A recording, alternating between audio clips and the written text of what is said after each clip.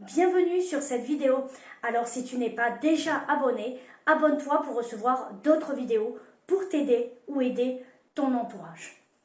Ici Barbara de Work Attitude. Aujourd'hui je te parle d'empathie et de comment te démarquer au travers de 5 attitudes que personne n'applique. Alors reste bien jusqu'à la fin de la vidéo. Je te donnerai notre conseil avec Manu pour toi aussi enfin te bâtir un réseau durable et bienveillant et être en réussite absolue grâce notamment à l'empathie. C'est parti!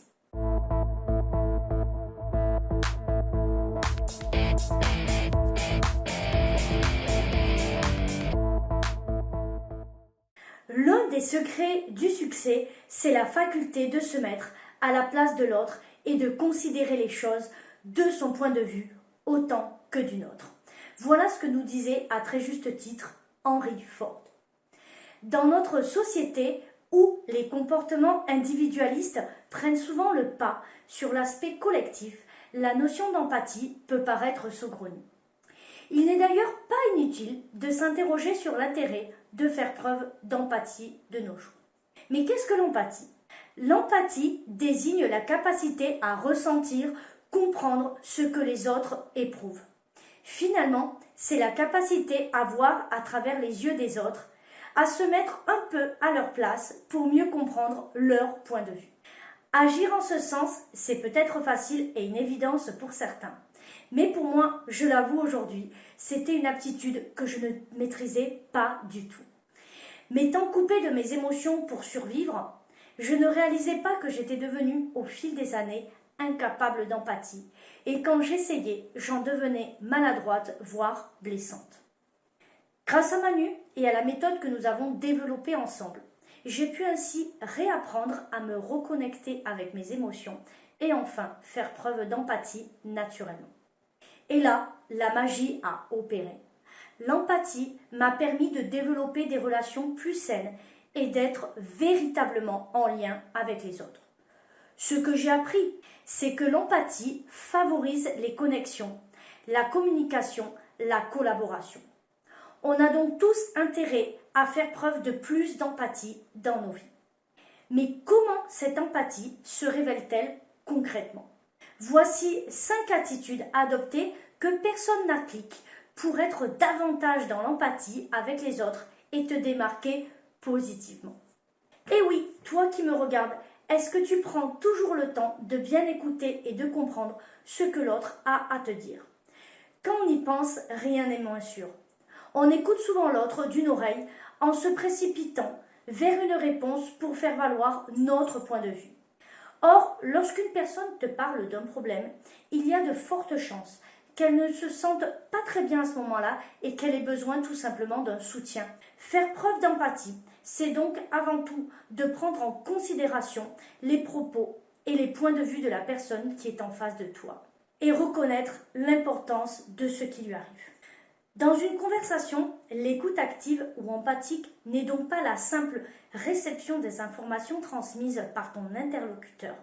Elle implique une ouverture et une attention particulière envers la personne qui te parle. Il faut laisser la personne s'exprimer, essayer de comprendre son point de vue et percevoir ses émotions. Par exemple, lorsque quelqu'un exprime une émotion comme « je suis triste »,« je suis en colère » ou « je suis frustré », reconnais l'émotion pour ce qu'elle est. Juste en disant « je suis désolé que tu ressentes cela » ou bien « cela a dû être vraiment frustrant » ou encore « que s'est-il passé ?» Tu feras la différence grâce à une attitude bienveillante et pertinente et permettra à la personne de non seulement se confier et d'extérioriser ses émotions, mais surtout d'aller de l'avant en douceur. Tu peux également faire preuve d'attention et de sollicitude en lui demandant comment elle se sent, si tu peux faire quelque chose pour elle. Cela montre que tu te préoccupes de son état et que tu es là pour elle. D'un autre côté, lorsque tu rejettes ou minimises les émotions de l'autre, du genre « détends-toi, où est le problème ?» ou que tu cherches à éviter le sujet ou bien blaguer pour détendre l'atmosphère, tu ne reconnais ni ne respectes les émotions de l'autre. Non seulement tu ne l'aides pas, mais également tu lui montres que sa situation ne t'intéresse pas et conduira vraisemblablement à détruire la relation que tu avais avec elle. Lorsque tu tiens compte des émotions dans une conversation, tu possèdes alors un moyen supplémentaire de te connecter à l'autre. Cela engendre un niveau de compréhension autrement plus grand et bien plus bénéfique dans tes relations, en particulier intimes ou amicales.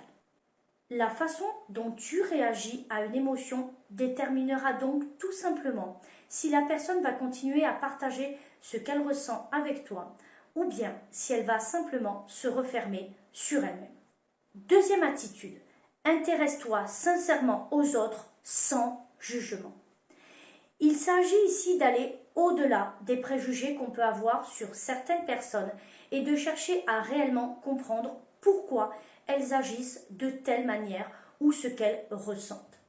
C'est tout le sens de se mettre à la place d'eux. Avant de juger quelqu'un et de te faire une opinion sur sa façon de vivre, prends le temps de t'intéresser à ses motivations, ses circonstances personnelles, son parcours. Et oui, en agissant de la sorte, tu fais preuve d'empathie car tu t'imprègnes du contexte de l'autre, de ses priorités et croyances. Sois curieux, mais dans le bon sens du terme, afin de t'intéresser vraiment aux autres et dépasser les étiquettes que l'on colle parfois rapidement sur les autres. Et je sais de quoi je parle. Plus basiquement, regarde avec ton entourage. Il est facile de commenter et de juger quand quelqu'un se confie à toi. De simplement dire « tu sais, c'est pas si important, t'en fais toute une histoire » ou « je sais pas pourquoi tu le prends comme ça ». Tu te fais du mauvais sang pour rien. Je dirais à cela, garde malgré tout une vision claire en tenant compte de ses sentiments lorsqu'elle te parle de ses difficultés. Ce qui au départ peut te sembler être un problème sans importance prend ainsi une autre dimension. Peut-être que c'était la goutte d'eau qui a fait déborder le vase d'une journée remplie de petites contrariétés.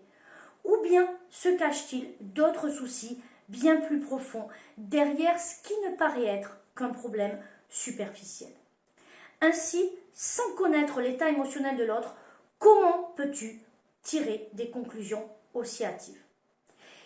Imagine les choses avec sa perspective, avec ses émotions et la situation qu'elle t'a décrite. Tu verras, tu comprendras mieux son comportement et ce qui se trame derrière. Comme nous le disons souvent à nos coachés avec Manu, que ce soit dans des relations professionnelles ou plus personnelles, le jugement met rapidement fin à toute conversation. C'est aussi le cas des préjugés, c'est-à-dire porter un jugement sur une question ou une personne avant même de disposer de toutes les informations pour bien comprendre la situation. Alors, la meilleure façon de ne pas se tromper, c'est donc de ne pas juger l'autre. Laisse à la personne le bénéfice du doute. Chacun fait de son mieux dans la vie avec ce dont il ou elle dispose. Alors, pourquoi juger et rabaisser les autres? Troisième attitude, utilise ton imagination. Ce n'est pas toujours facile de se mettre à la place de l'autre, surtout quand tu n'as pas toi-même vécu de situations similaires. C'est pourquoi, pour pouvoir faire preuve d'empathie, il est nécessaire de mobiliser ton imagination en essayant de ressentir ce que l'autre peut éprouver. Pour cela, la visualisation peut être un bon outil, car elle t'aide à te projeter dans un contexte différent et à percevoir toutes les subtilités d'une situation donnée. Comme je disais la semaine dernière à un coaché, le pouvoir de l'imagination t'ouvre sur le monde de l'autre et te permet de voir à travers les yeux de l'autre.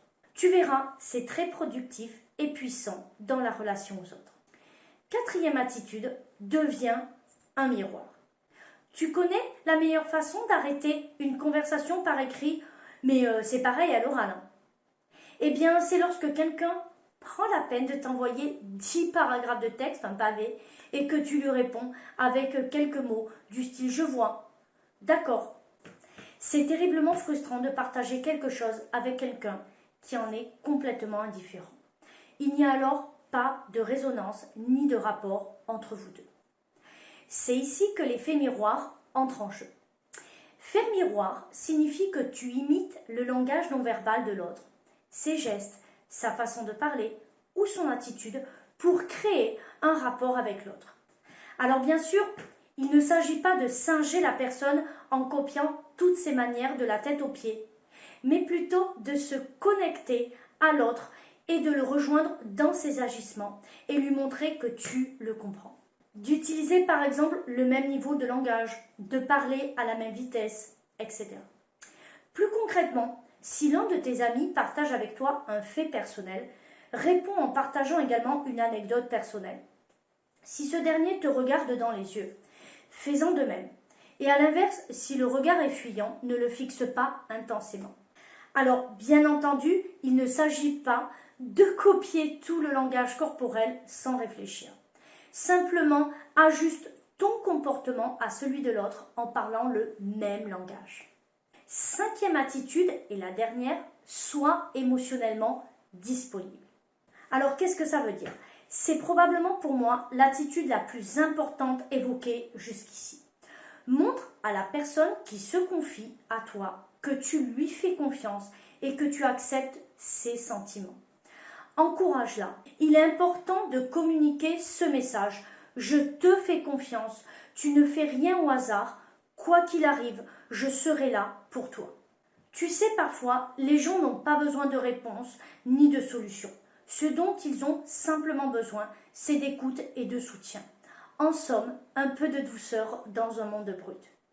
Qu'il y ait quelqu'un finalement pour les soutenir sans jugement ni parti pris, et cette personne, ça peut être toi. Pour finir, comme je vous l'ai dit au début, voici notre conseil avec Manu pour toi aussi enfin être entouré durablement de personnes bienveillantes et constructives et être enfin en réussite absolue, notamment grâce à l'empathie. Pour cela, un seul mot d'ordre, action. Et oui, en appliquant dans ton quotidien ces différentes attitudes de vie, tu pourras rapidement en apprécier les conséquences positives sur tes relations, qu'elles soient personnelles ou professionnelles, et cela participera à développer ton leadership naturel et contribuera grandement à une vie à succès. Alors, je citerai ainsi à mon sens l'une des plus belles citations d'Oprah Winfrey. Le leadership concerne l'empathie. Il s'agit d'avoir la capacité d'être en relation et de se connecter avec les gens dans le but d'inspirer et d'autonomiser leur vie. Pour conclure, l'empathie est indéniablement une compétence qui se déploie dans le temps. Donc, passe à l'action, n'aie pas peur de faire des erreurs, d'être parfois maladroit. Toutes les expériences que tu accumuleras t'aideront à mieux comprendre les autres, mais surtout à te révéler à travers cette relation authentique à l'autre. Cette vidéo est à présent terminée, j'espère qu'elle t'aura aidé et n'hésite pas si tu penses qu'elle peut aider d'autres personnes à la partager. Je te remercie, à bientôt et surtout, révélez-vous. Ciao!